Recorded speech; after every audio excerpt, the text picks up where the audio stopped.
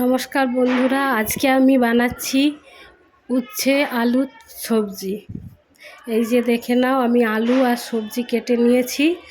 আর এতে ফোড়নে দেব রাঁধুনি, 5 ফোড়ন আর 2টো শুকনো লঙ্কা। এবার 5 ফোড়ন শুকনো লঙ্কাটা তেলের মধ্যে দিয়ে দিলাম। এবার ভালো করে লাল লাল করে ভেজে নিচ্ছি। এরপর আমি উচ্ছে আর আলুটা এর মধ্যে দিয়ে দেবো।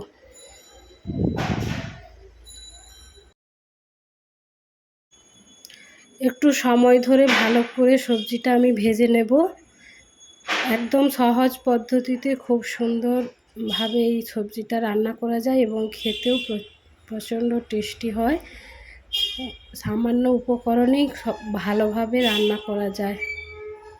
দেখে নাও বন্ধুরা, আমি রান্না করছি। এটা সবজি আর উচ্ছেটাকে ভালো করে ভেজে নিচ্ছি। ভাজা হয়ে গেছে। এইবার আমি নুন দিয়ে দিলাম স্বাদ মতো, আর দেব হলুদ দিয়ে দিলাম। একটু খানিকক্ষণ আমি নেড়ে নেব মিশিয়ে।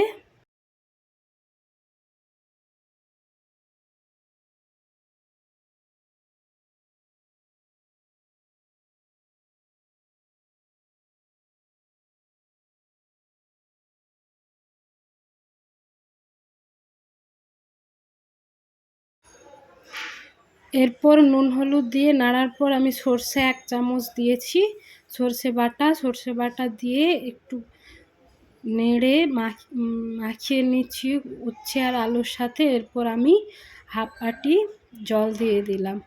জল দিয়ে একদম মাখা মাখা করে ঢাকা চাপা দিয়ে সেদ্ধ করে নেব। এই দেখো বন্ধুরা, আলু সেদ্ধ হয়ে গেছে।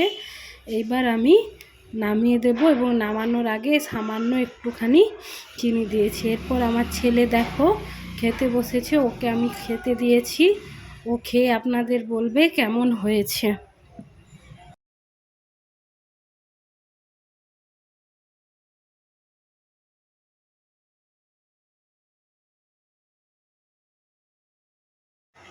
ভালো হয়েছে।